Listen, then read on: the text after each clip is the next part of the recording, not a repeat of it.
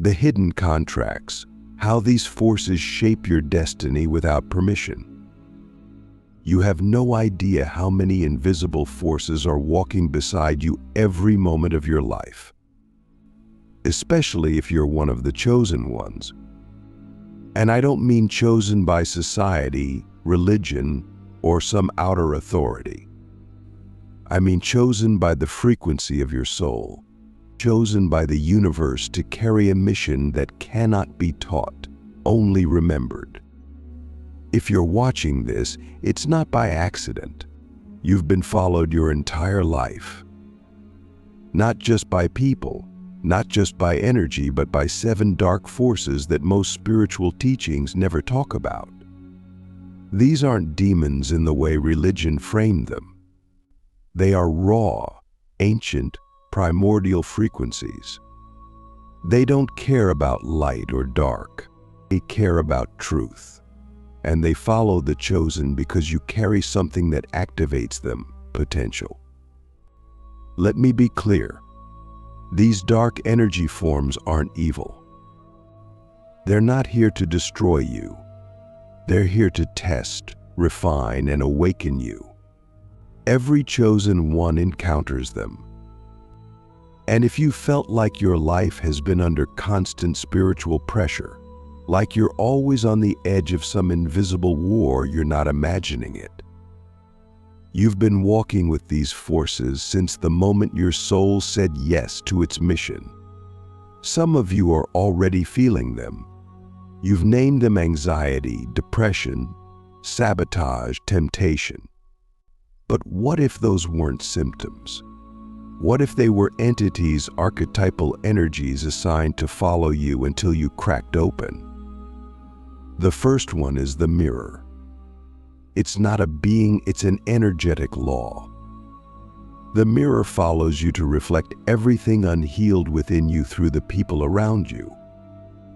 It's why you attract betrayal, judgment, abandonment, not because you're cursed, but because your soul is calling forward the exact frequencies you need to face. Every toxic relationship, every trigger, every rejection, it's the mirror doing its job. And here's the secret most people don't understand. The mirror doesn't stop when you become conscious. It amplifies. The more light you carry, the more intense the reflection becomes. So don't ask, why is this happening to me? Ask, what part of me is being shown to me in disguise? The mirror is not punishing you. It's preparing you. The second dark force is the seducer. This one is subtle, seductive, and intelligent. It follows the chosen to tempt them into abandoning their path by offering short-term pleasure, comfort, or validation. It's that voice that says, take the easy road. Just do what's safe. Don't speak up. Don't cause waves. But don't be fooled, this isn't just laziness.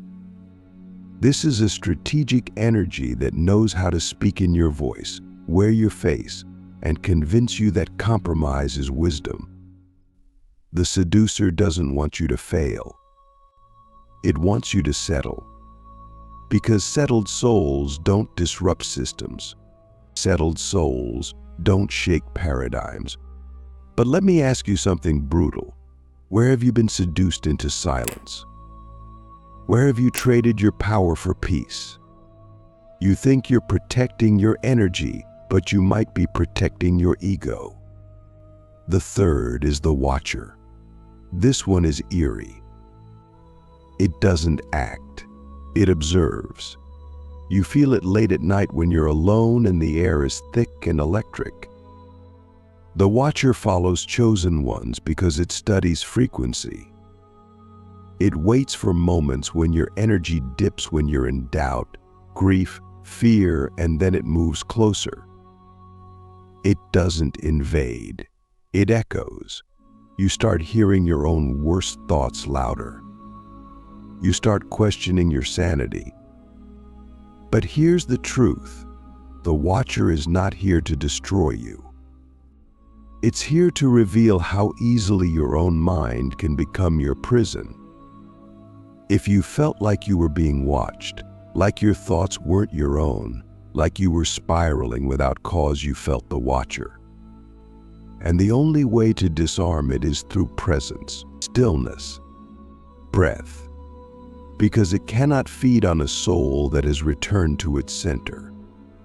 The fourth form is the devourer. This one is heavy. It doesn't creep, it consumes. The devourer shows up when you're on the brink of expansion. When you've just had a breakthrough, a vision, a deep initiation, and suddenly chaos. Your health crashes, your relationships implode, your purpose dissolves into fog. Why? Because the devourer is drawn to the scent of evolution. It wants to see if your awakening is sustainable. It's why so many chosen ones go through massive breakdowns after spiritual highs. You weren't doing something wrong. You were being tested for capacity. The devourer wants to know, can you hold power without crumbling? Can you stay clear without clinging? Can you expand without ego? And if you can, it leaves. But if not, it will keep coming back until you learn how to anchor your growth in the body, not just the aura. The fifth is the doubler. This one is a shapeshifter. It doesn't follow you directly, it follows your dreams. Every time you get a divine idea, a calling, a download, the doubler attaches to it. It fills your head with what-ifs, second-guessing, delays. Not because it wants to stop you, but because it's here to stretch your will. The doubler is your resistance made sentient. It forces you to choose again and again, not just once. Because the universe doesn't respond to thoughts. It responds to decisions backed by action. So when the doubler shows up, don't fight it. Use it. Let it sharpen your clarity. Let it force you to commit. Let it make your yes louder than your fear. The sixth is the echo. This one is ancestral. It follows you not because of who you are, but because of who came before you. The echo carries patterns from your bloodline, your lineage, your soul family. It whispers old vows. You must suffer to be worthy. You must stay small to be safe. You must sacrifice love for purpose. These aren't your beliefs, but they live in your field. And until you confront them, you will keep repeating cycles that make no sense. Have you ever asked yourself, why do I keep ending up back here in the same pain, even after all the healing? That's the echo. And the only way to silence it is to speak a new spell. To declare, the pattern ends with me. That's not a metaphor. That's a command. The echo only releases when the chosen one reclaims the authority to choose a new reality, not just for themselves, but for all who came before. The seventh and final force is the Gatekeeper. This is the most powerful and the most misunderstood. The Gatekeeper doesn't block you. It guards thresholds. It appears when you are on the edge of a major soul-level evolution. You'll know it because everything in your life will start to feel unstable. The old won't work. The new won't arrive. You'll feel suspended in between. This is not a failure. This is initiation. The Gatekeeper stands at the edge of your next timeline and asks you one question. Are you ready to let everything die that no longer serves who you are becoming? Not just the easy stuff, the identities, the roles, the dreams, the relationships, the illusions. If you step through without shedding, your frequency won't hold. But if you release fully, brutally, beautifully, everything changes. This is the final test, and the chosen ones always face it alone. Now that you've seen them, you can't unsee them. These 7 forms are not here to be feared. They are here to be understood, because when you understand the energies that follow you, you learn how to wield them. You stop reacting and you start responding. You stop shrinking and you start commanding your reality. And that's when the real power begins, not power over others, but power over your field, power over your frequency, power over your timeline. But now let me ask you something that could change your life. Which one of these forces has been walking closest to you lately? Which one has been testing you, whispering, calling, seducing, or pushing? And instead of resisting it, what if you turned and faced it fully? What would it teach you? What would it awaken in you? What would it unlock? The weaponization of shadow, how to turn these forces into allies, tools, and sacred fire. Let's go deeper now, because it's not enough to know that these dark energy forms are following you. The real question is why? Why do they attach themselves to chosen ones? Why are they so relentless, so precise, so deeply embedded in the fabric of your daily life? The answer is both terrifying and liberating. They are bound to you by contract. Not the kind you sign with a pen, but soul-level contracts, agreements written in energy, in karma, in lineage, in frequency. Most of these contracts weren't made consciously. Some were inherited. Some were forged in past lifetimes. Some were imprinted onto your field the moment your soul said yes to incarnating with a mission. And here's the part that will shake you. These contracts are still active until you consciously renegotiate them. That's why the patterns don't stop. That's why the same tests keep showing up. Because until you face the contract owns you. Let's start with the mirror. The contract behind the mirror is simple but brutal. I agree to only see myself through the reflection of others until I remember my own essence. This is why so many chosen ones get trapped in cycles of projection, people-pleasing, and self-abandonment. You're not broken, you're honoring a contract. But the moment you remember your own frequency, your true, unfiltered essence, you collapse the contract. You no longer need external reflections to validate your worth. You become your own mirror. And that's when the world starts reflecting back truth, not distortion.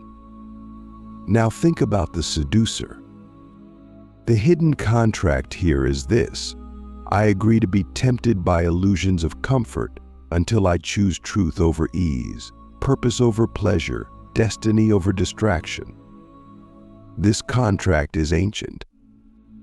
It's tied to lifetimes of playing small, of hiding your light to stay safe. But the seducer is clever. It will use your trauma to justify your delay. You've been through so much, it whispers. You deserve to rest. Just wait a little longer. But rest without purpose becomes stagnation, and purpose without risk becomes a prison.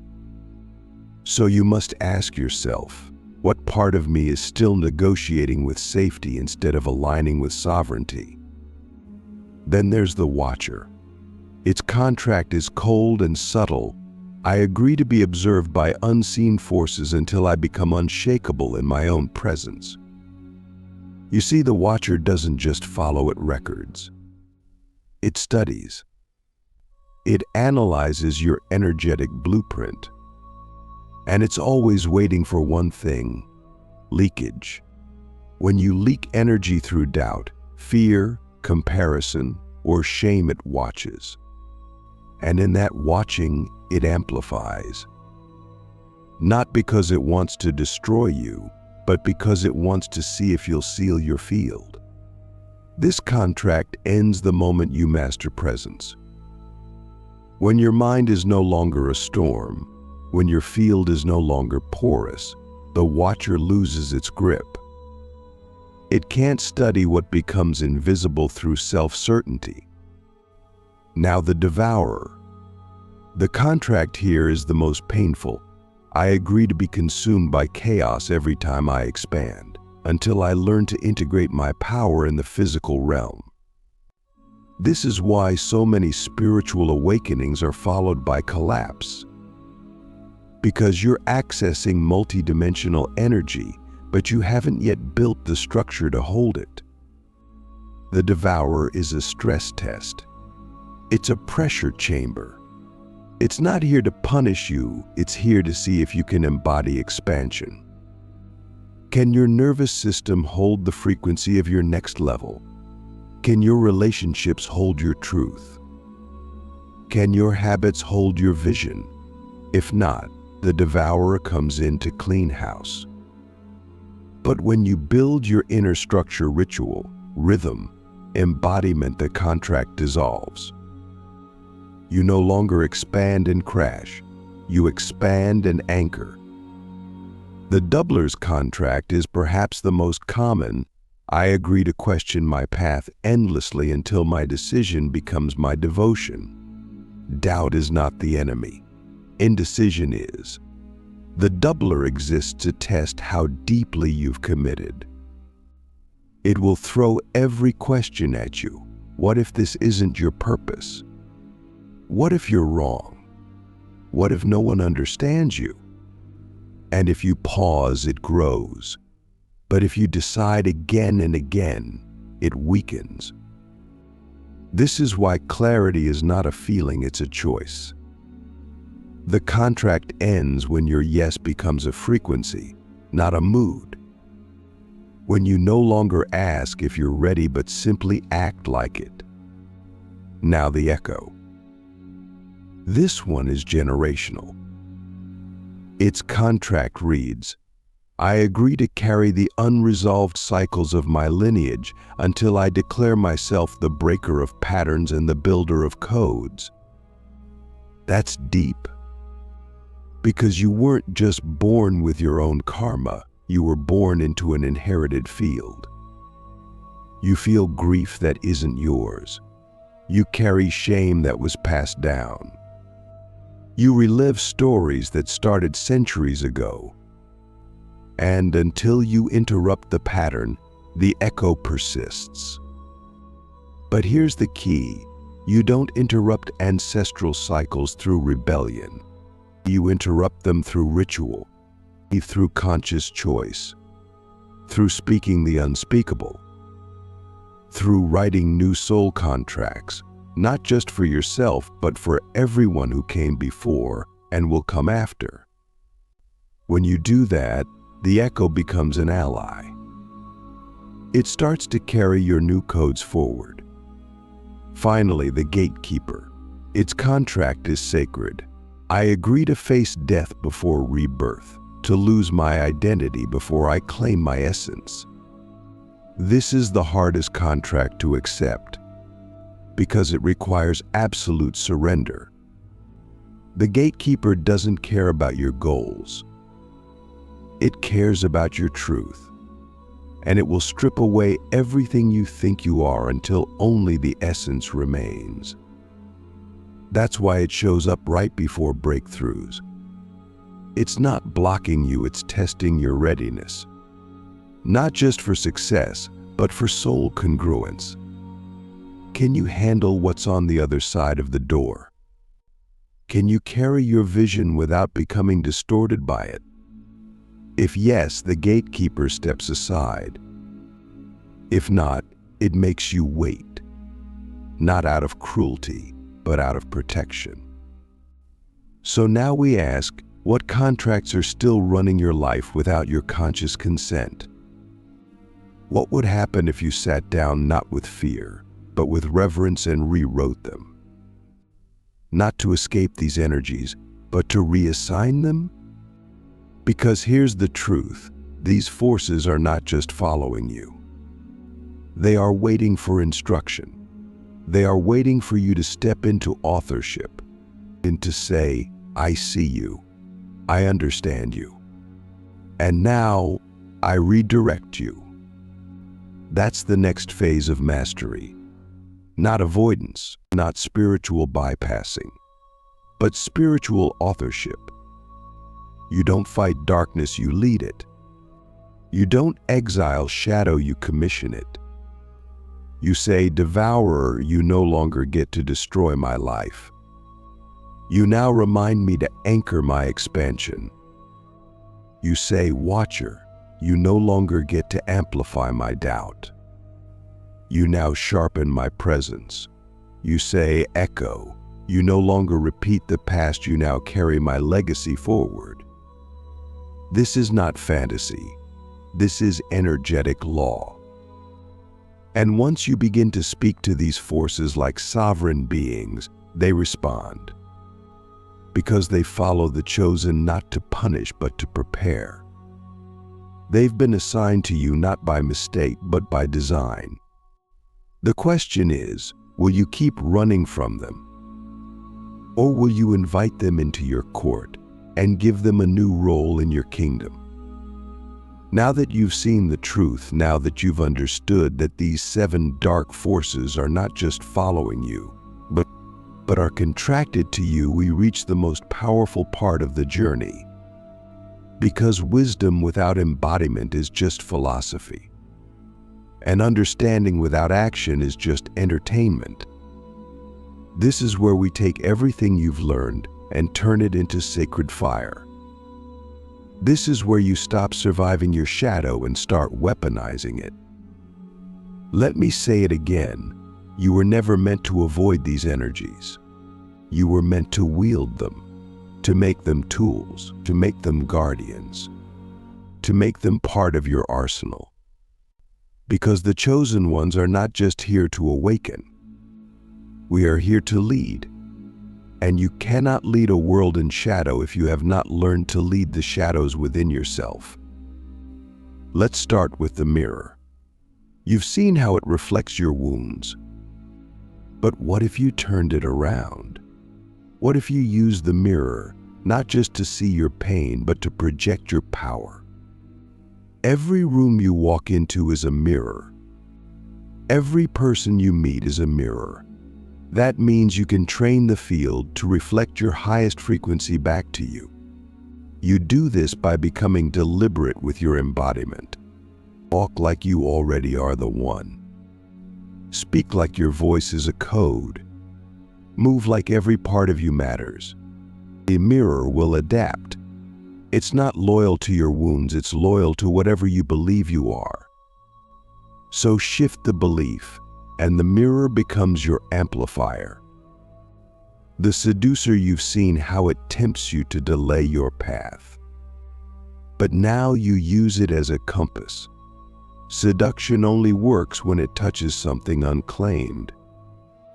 So the moment you feel seduced by distraction, ask, what truth in me is still afraid to be fully lived? That's your work. That's your gold. The seducer isn't your enemy. It's your map. It shows you where your life force wants to go, but you haven't given it permission yet. When you stop judging your desires and start interrogating them, you extract the sacred signal buried underneath the fantasy. That's precision. That's spiritual weaponry. The watcher, you once feared its presence. Now you train under it. The watcher is like a camera always running. But instead of letting it distort you, you let it discipline you. This is how spiritual athletes are made. You act not from fear of being seen, but from reverence for the sacred task of being watched. You move with integrity, even when alone. You speak truth, even when no one is listening. You give your energy to alignment, not audience. And in doing so, you turn the watcher into your witness. Your archive, your proof, the one who records your legacy in the quantum. The devourer, this one, used to terrify you, but now it becomes your initiation fire. Every time chaos hits, you no longer crumble. You drop in deeper, you breathe slower. You get curious. You ask, what part of me is being upgraded through this breakdown? What structure needs to be rebuilt to hold more light? You stop fighting the storm. You become the one who walks into it on purpose. The devourer begins to recognize you not as prey but as priest. And instead of consuming your life, it clears the path for your next timeline. You are no longer afraid of losing what's false because you trust what's real cannot be taken. The doubler, this one, is the easiest to alchemize once you see it. Out will never fully leave, but now you use it as a sharpening tool. Every time the doubler whispers, "What if it doesn't work?" you respond, "Then I'll find a new way." You don't answer doubt with fear, you answer it with movement. You turn every question mark into a step forward. Doubt becomes your motivator, not your prison. And the more you move, the quieter it gets. Eventually, the doubler doesn't try to stop you anymore because it realizes you've turned it into fuel. The echo, this one, is powerful beyond words once turned, because it carries not just pain, but momentum. When you become the pattern breaker, the echo becomes your amplifier. It starts echoing your new choices back into the field, or new boundaries, your new beliefs, your new standards. It becomes a megaphone for your evolution. And this is where legacy is born. You're no longer just healing for yourself, you're now imprinting the collective with new codes. You're changing the template. You're becoming the ancestor others have always needed. And the echo? It becomes your choir. And finally, the gatekeeper. You used to think it was holding you back, but now you realize you are the key. The gatekeeper is not separate from you. It is you. It is the version of you that already lives on the other side of your breakthrough. And it's not asking if you're worthy. It's asking if you're willing. Willing to die to the old self. Willing to walk through the fire. Willing to let go of what is no longer congruent. When you say yes, not just with words, but with action, the gatekeeper steps aside. And what you thought was a wall becomes a door. This is the truth that changes everything. These forces are not here to stop you. They're here to shape you, to carve your vessel so it can hold the magnitude of what you came to carry. They are not curses. They are contracts of greatness. And when you stop resisting them, when you start working with them, you become unstoppable. You become a force that even darkness respects. Now let me ask you the final question, the one that only a few are truly ready to answer. If every shadow in your life was actually a sacred ally sent to train you, how would you move differently? How would you speak love, create, lead? What would you stop postponing? What would you finally claim? You already know the answer. You just forgot that you were allowed to live it. So here it is. The reminder, the permission, the prophecy. You were never meant to be pure. You were never meant to be polished. You were meant to be whole, to walk with darkness and light in the same breath, to command energies that others fear, to lead not from image but from essence. This is what it means to be chosen. Not chosen to be worshipped, but chosen to transform worlds. These 7 forces will follow you for life. But now, they do not follow to torment. They follow to serve, because you remembered who you are. And once you remember, everything in the universe remembers with you. You are not too much. You are not broken. You are not alone. You are the fire. Now burn.